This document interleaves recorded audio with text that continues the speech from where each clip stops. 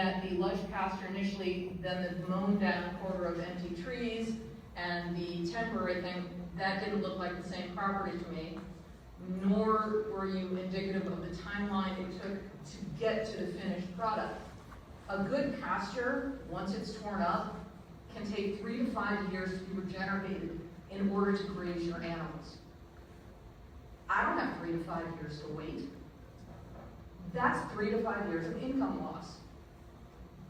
So tell me about that timeline. And then my specific question, what are the specific benefits directly related to agriculture in this county of this proposed pipeline? Why, as farmers, would we want this? So I'll address the first question about timeline. I'll say it varies based on length of pipe, based on weather. From our perspective, we're looking to keep construction moving as fast and efficient as we can, so that we minimize the disruption. As far as the specific impacts you mentioned about, hey, if this affects me for X amount of time, these are items that we encourage landowners to raise with their land agents, and this becomes part of the easement negotiation to where we're able to identify certain number of seasons of crop loss or impacts to crop yield for X number of years. Those are all factors that will go into compensation. You understand that to get beef on your table takes 18 months of the animal on the ground plus a 10-month pregnancy. And you have to graze animals that entire time. Specific to livestock impacts during construction, we look to work with the impacted landowner and identify, if we need to install temporary fencing, temporary gates. I'm talking about feeding the animals. Currently we're in a drought. There is a hay ration going on. If this were to occur now, people would be out of business because they can't afford to hay the animals while you're busy digging. What is the direct plan? Yes, it's with the land agent. Do you not have an idea what the land agent is saying to the customers? I'm gonna,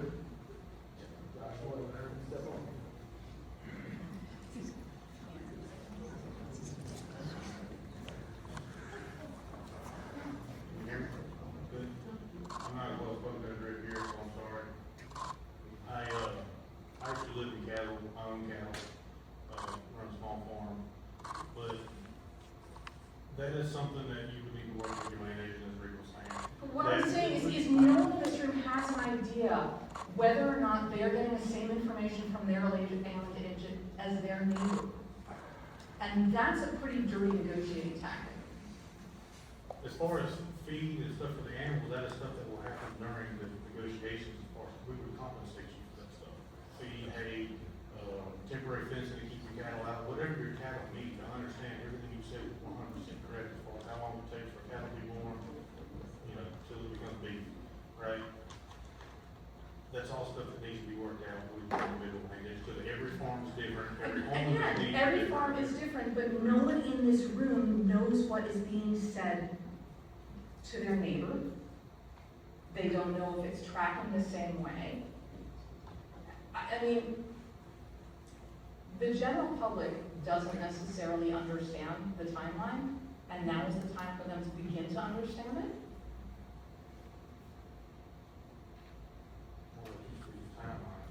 Right, and that's a grave concern, because we are undergoing a period of significant climate change, whether or not you want to call it that. And yes, the timeline has to be flexible, but that's going to change the cost. So if you say now we're going to fix the cost at X, and we run into another 18 months of drought, that may not cover the cost for the landowner. Are those costs flexible enough to cover changes in climate or animal status, or heaven forbid some sort of zoonotic disease that comes flying down the pipe like bird flu? That is all stuff we're willing to work with you guys, because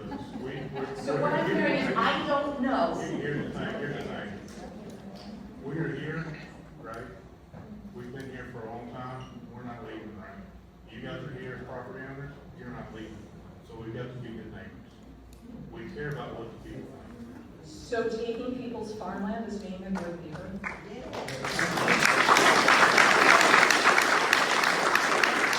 Because that's not what I consider a good neighbor. That's right. I'll leave it at that.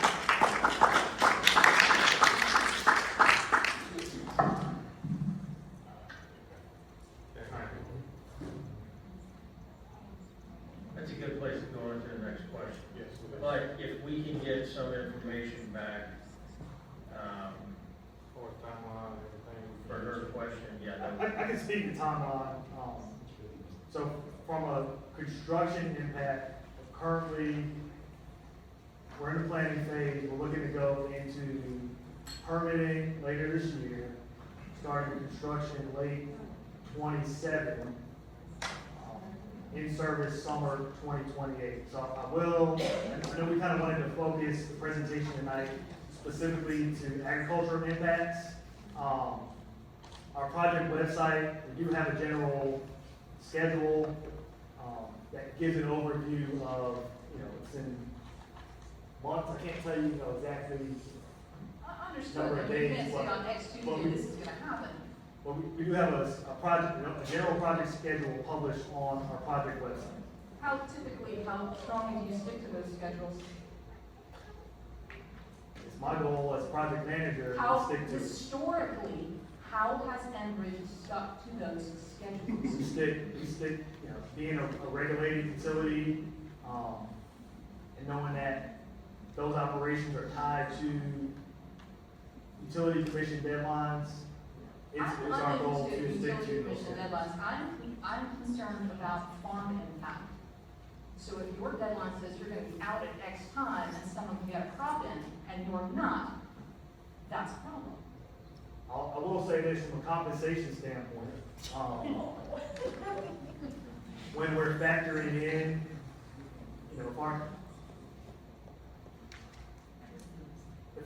let's say our construction is a year,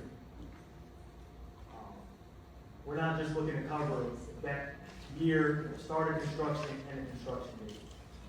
We recognize that one project can slip, I think two, that, your next planting season may not be as productive as it was before, and it's gonna take some time, a few years to kind of get back up to that, yield you had before we came in. So all of those are factors that will go into compensation, and really, I think we're noting these concerns. I appreciate you sharing them. They're similar to what we've seen on other projects. The best thing to do is to really just bring them up with your land agent as we work through the easement process, so all of those are taken into account. Is the landowner, land agent negotiation or agreement finalized before construction starts? Yes. What about post-construction unseen issues then? Can they be added? Yes. We cause damage during our operations and maintenance What sales. about lower yield than expected for longer than expected? Can that be changed? Yes. Okay. And if we cause damage, I was gonna say, if we cause damage during, operations 5 years from now, those are all things we would compensate for. But that would have to be something that is addressed in your easement terms from the beginning. There's no process to go back and amend your easement with what's been said.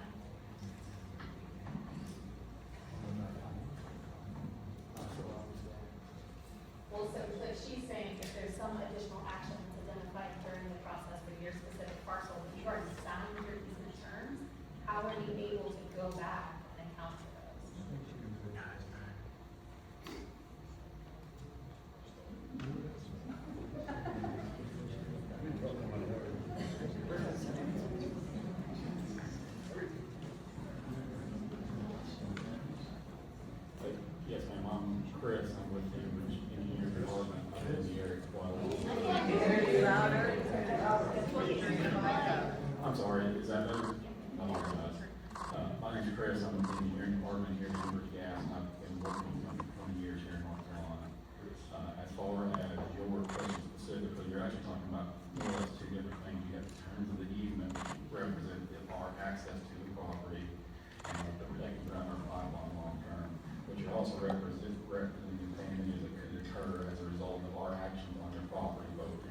construction or after construction. Anything that we cause damage-wise, we are fully responsible for legally, whether it's during active construction or after construction. If we cause the damage, we are responsible for compensating for it. But for how long and what do you consider damages? So if it's a loss of yield, are you consider that damage? If it can be attributed directly to our action, yes. Your general actions or specific? Without having direct examples, ma'am, I don't really I've have got to an give you. example. So I'm a cattle farmer, and if you were to put a pipeline in on my property, and in my next calving season, I end up with half of my herd stillborn, and that can be attributed to this pipeline. Are you gonna compensate me for those calves that I lost as stillborn? I am far from a cattle expert, but what I can say is if it's directly attributed to something that we did, then that is something we're responsible for. We have paid for cows lost in the past. Okay, so then if my mother's become sterile, and it can be attributed to the leak in the pipeline, 3 years from now, are you still gonna compensate me for those lost calves?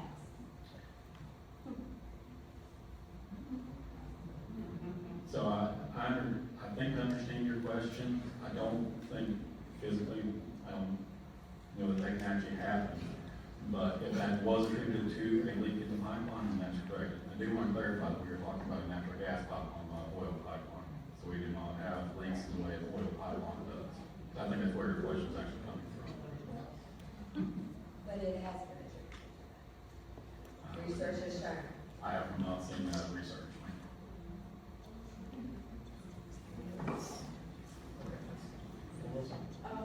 So Rick, thank you for coming to speak to us tonight. I do not envy you your job here tonight. I have two questions, one of which is going to be very simple. Are farmers liable for the damage to the pipeline after you've done your job? For example, a logging, property in logging, where they have to get permission from you to cross over beyond a certain weight. If there's damage to the pipeline, who's liable for that damage?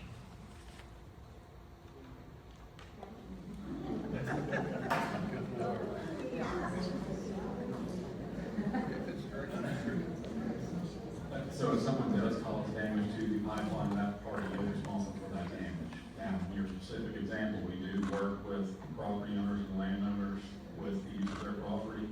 Because there's multiple things we can do. We can design our property or our pipeline in such a way that we can design crossings into it to allow crossings of heavy things such as log trucks. Or we can work with that property owner at the time to develop ways that they can cross, whether that's using just mats or an air bridge or something like that, to make sure that our pipeline is safe and that they can still maintain access and use of their property. And would that also apply for someone who, for example, in Chatham County, there's quite a bit of bedrock, and you specify a 950-foot swath of no blasting. What if somebody wants to put in a new driveway? We do not specify a 950-foot area of no blasting. We have people who blast all the way next to our pipelines. The key there is that it has to be designed appropriately for the pipeline to withstand that, the peak part velocity of the blast. Basically, all it has is we work with the blasting contractors to size their charges appropriately so that it doesn't affect the integrity of our pipeline, so they can still blast in that area. Okay, then this is going to morph into another part of this question. How do you compensate people who are close by with their wells? You're going to have to do some blasting here. So as far as wells go, before the project even starts, we will go through and do a survey free of charge for anybody of all the wells to ensure what their current integrity and status is. We also do water checks of the quality of water. What does that mean, a charge? Free of charge. That means we will be the ones paying for that survey to have a licensed water contractor come out, do an inspection, gather samples of the water, send it off to testing to provide those test results to the landowner prior to the project. After we complete our work, work, we do the same thing. We have a contractor come in, inspect the integrity of everything, take samples of water, is tested by a testing service that's qualified by the state, we provide those results to you as well. And what about damage to someone's well, obviously? if we well name- pipe is more if- fragile. If we damage a well, we're responsible for repairing it or replacing it. Okay, all right, now on to my second question. Can you, I think this is probably gonna be for Rick, it'll be less technical. Can you please explain with written documentation to follow the need for this service here in Chatham County? Your initial presentation to the community stated there were 18,000 customers, and now you're saying 12,000. Can you please explain and document the need for this service? First, I want to clarify, 12,000 existing customers in Chatham County, 6,000 in Lee County. So I guess I said 12 tonight, specifically focusing for the Chatham County audience. But our overall system, does also serve Lee County. And the project will benefit, the project will increase capacity for our existing system to benefit both those 12 in Chatham and 6,000 existing customers in Lee. Additionally, at the same time, it's no secret the area is growing. Yes, we're aware. Our existing customer base has grown double digits in the past 3 years. So as we strive to keep up with that growth, and this includes residential, commercial, and industrial growth. As we need to kind of stay ahead of that growth by increasing capacity in our existing system, which is the primary driver for this project. Let me ask y'all, is anybody here an Enbridge customer? No. It would be free. We don't even have gas, much less So you will get documentation to prove the specific need for this service? Yes. Okay, thank you, that's my question. Oh, yeah, so sort of on the, kind of the same line, and I appreciate this. Is ag related because I want to know, is there an alternative route so we do not go through all these farms? And if it doesn't include going down existing utilities, why doesn't it? Utilities.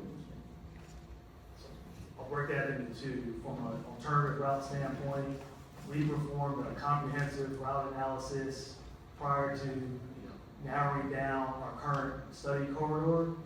So, multiple routes were evaluated, identifying primary constraints, knowing that we need to tie into our existing system multiple times along the route. So it's kind of, those nodes were set by the existing route, and looking at factors, whether land use, agricultural impacts, landowner impacts, as well as we need to be able to build it. So from a constructability standpoint, there's engineering concerns, there's also environmental concerns.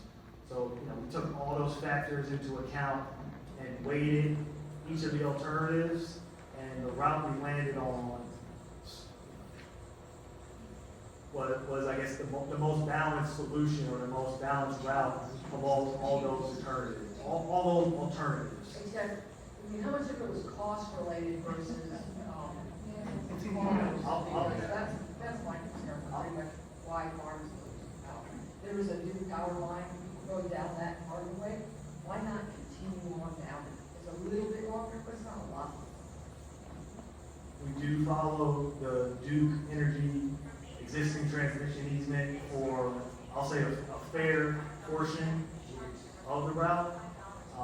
At the same time, there were points in our existing system we needed to tie into that, we can't follow Duke the Duke right away the whole way. And I do want to clarify, when we do follow that existing Duke transmission easement, we're still obtaining our own easement essentially parallel to it. We're not siting within the Duke easement. We're obtaining our own parallel, but that, you know, that's I guess that would be in the land use bucket. You know, if we're able to, you know, site next to existing utilities that, you know, that may lessen impact on some of those other factors I mentioned. So are those three nodes, are they current nodes or are they future planned? Existing. tie-ins? So they're existing pipelines that they're gonna tie in? Correct. So, you know, we have, you know, albeit different names. We've operated natural gas pipelines in Chatham County since the 50s.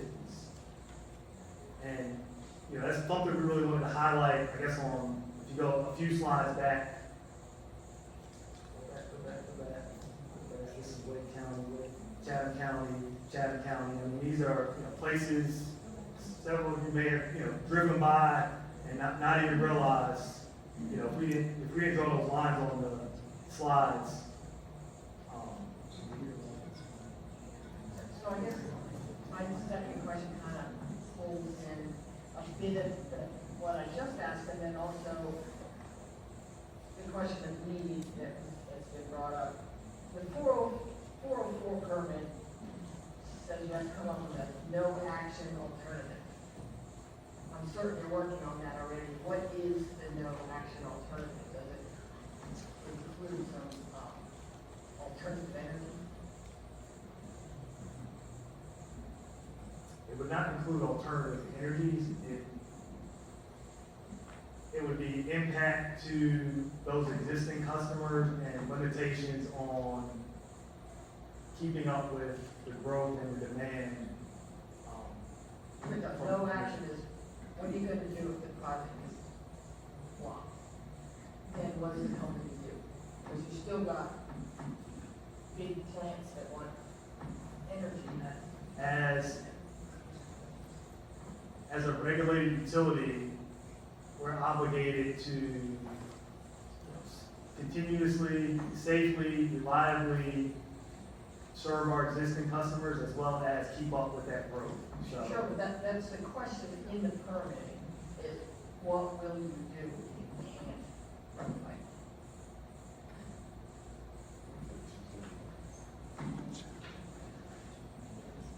well, I'll have to follow up with you. That's a question we can take away. Michelle? I think I'd like to be a little more specific.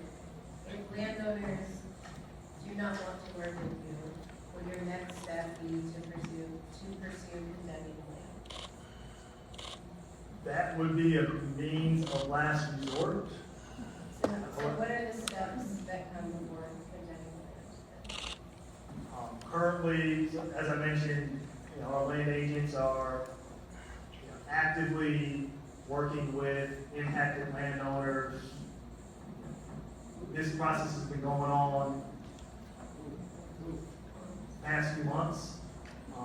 So that's, you know, definitely our preferred path is to, you know, through negotiation, through open communication, working with those impacted landowners to, you know, address their concerns. And condemnation would be a last resort.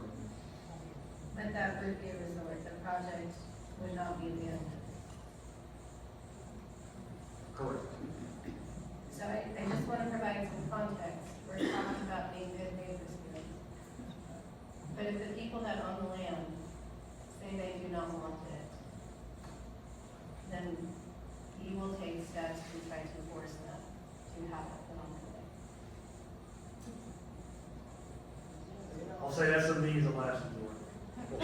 So, I yes. understand. I understand, but I just want to say, I think what we're all screwing around here is there an actual option for landowners to opt out? And I understand it's the last resort, but if that is the last resort, then it's going to be very difficult for landowners to do that. I also want to provide additional context when we talk about a demonstrated need. I have a question whether, building this stuff to keep up with the growth doesn't actually cause the growth. And I think,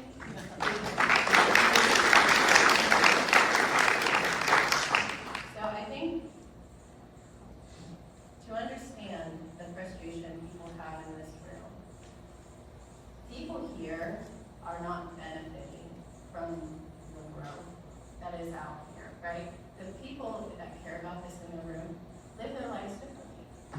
And the consequence has been, at least on my property and many others, my property taxes have gone up 50% in this county because of the growth that has been forced on me, that I am not participating in.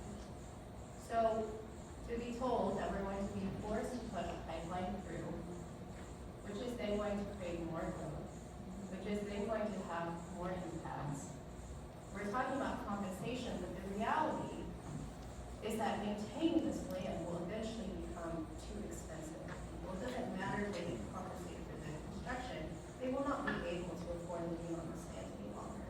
And I just think understanding that is important because we're not talking about a pipeline that's going to allow you to raise cattle. We're talking about if you're able to hold on to your land for all in the future, or if it's going to just turn into carrying apex, because that certainly is what So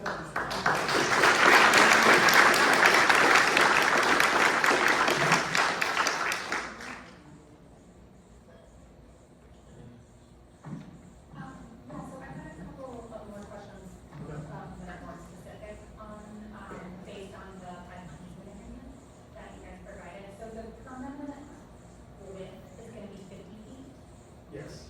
Okay, but you do mention that there will be temporary construction, so is that a separate easement altogether, that the landowner would be the Yes. temporary construction easement? Okay, and what is the effective width?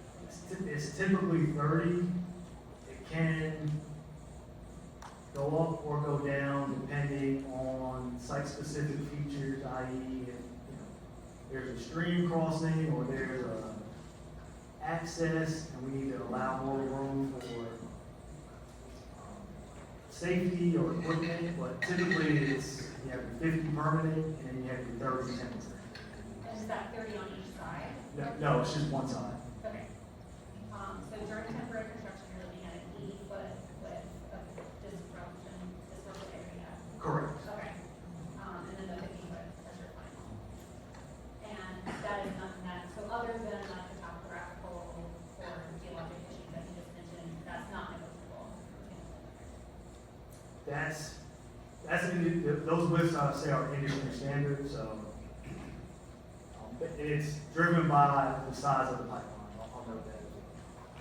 Okay, and that's the current size, which is the 12 feet. The proposed 12 inch, yes. Okay, because the easement does say that there could be one or more pipelines. But in this case, you're ensuring that there's only the 12. We're proposing a single 12 inch, correct?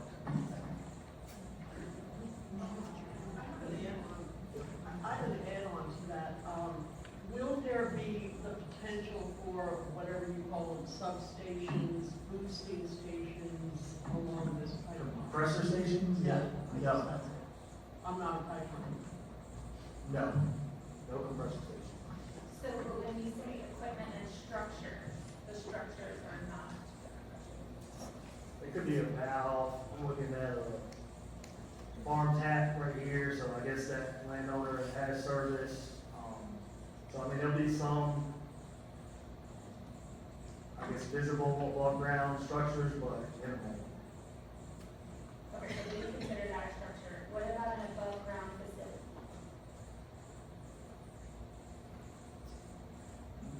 I'll say minimal.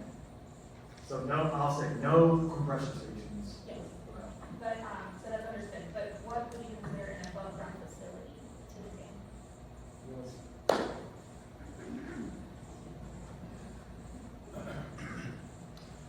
Yes, ma'am. So our pipelines, the above ground facilities that's referenced in there are typically our valves setups for our pipeline markers or the regulator if the customer would like one. That serves all the pipeline. If we do have above ground structure, we do have two separate easements, one that allows above ground structures such as that, which would be fenced in, and one that does not. there is two separate easements as far as that's concerned. On typical pipeline right away, the only thing that we have, that the easement agreement allows is for us to have pipeline markers and test stations for us to perform fire protection checks on the pipeline. Okay, and so when the landowner's working with the land agent, is that being described as an option? There's two easement types, infrastructure. It is, the only people who's receiving an easement that has a structure, that has us putting a structure on their property should be the ones that we're impacting with such a, like we have, at the beginning and the end, we have regulator stations in the center. We have a regulator station, well, those are these underground features that we're working with those landowners directly with. So those should be the only receiving that easement. And do you think you could provide a copy of the temporary construction easement for us? I believe so, I think it's good.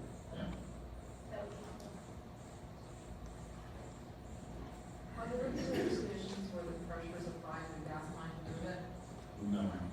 The regulator stations where the pressure is coming, the higher pressure that we operate transmission pipelines on down to a distribution pressure that we deliver to the individual customer.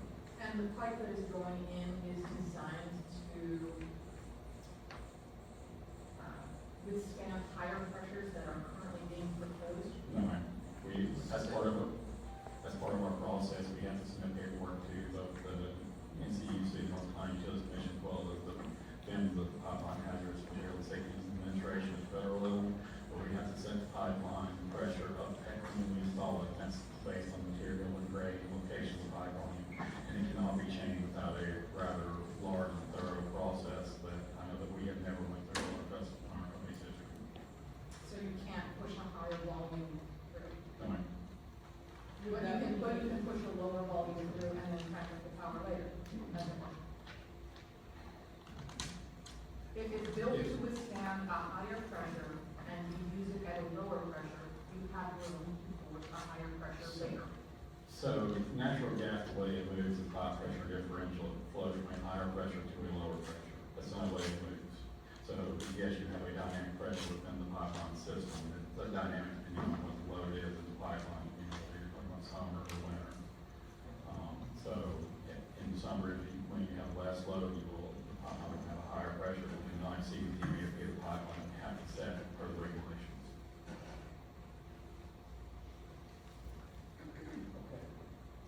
Any questions? Dr. Ward? Question? Okay, Rick, if I could have you back at the podium. Yes. Our board has been given the daunting task in Chatham County to preserve farmland, which is daunting because we're kind of bipolar on preservation of farmland, approving the new neighborhood once a week, and approving industry on opposite ends of the county. I think we have, from a national security perspective and from just moving this gas around from the Transco tower, or the Transco pipeline, the big one going east, I get all that.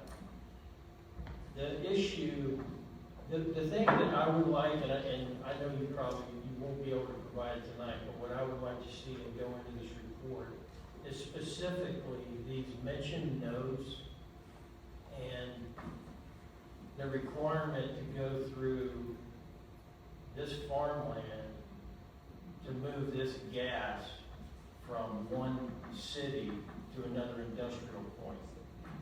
And the irony of, along this easement, is really the only preventable piece of land from being developed in the future. It's completely mind-boggling, but that's really what I've come down to thinking about this a lot. So if you could provide the alternate route, the specific nodes that are required to tie in, the cost savings of doing this, if there was a cost savings, what that was, and I understand, and I would also like to know what were the challenges with this easement, doing lateral easements, doing, crossing other easements. I understand with power, and DOT, how those work and how challenging they are. If you can get your own shot through private land, I get it, that's the easiest way for you. So if you can provide all that, I'd like to put that, add that into the report, and specifically show that we're sacrificing this turmoil and this interruption and the fact that you're gonna have a pipeline underneath your pasture maybe, for somebody else's cost savings, somebody else's convenience. So,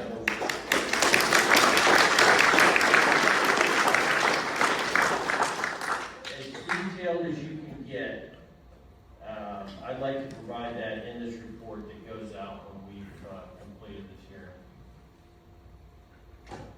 And if you've got a follow-up for that, if you didn't get all that tonight, then you can get with myself and Dr. Waters.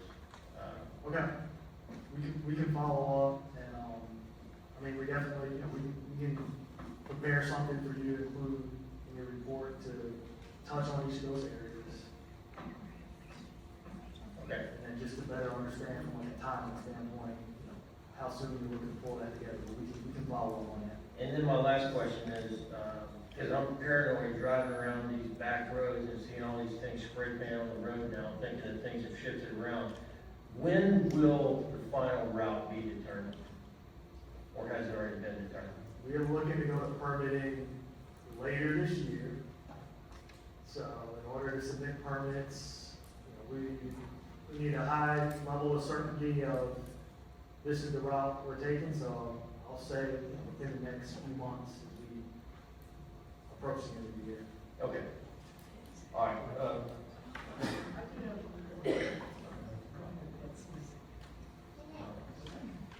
So I do have one more question. Has Enbridge ever dealt with in the compensation aspect for the mental impact, for mental health for people who are directly impacted by this? What's the compensation? Because the impact is real.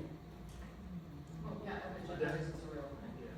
I mean, I definitely recognize, appreciate you raising that. I'll say, while it may not, you know, explicitly be labeled, this is for X factor, I think as we work with individual landowners, recognizing everybody's situation is different, everybody's piece of land is different, those are all factors that go into compensation. So, you know, if you're impacted and whatever your situation is, I think the best thing to do is, you know, really be open, communicate with your landowner so we can, you know, understand what's going on, and, you know, we work from there. So I appreciate you raising that. Okay, great. Thanks to you and your team for coming in tonight. Thank you. Thank you. Okay, with that, I now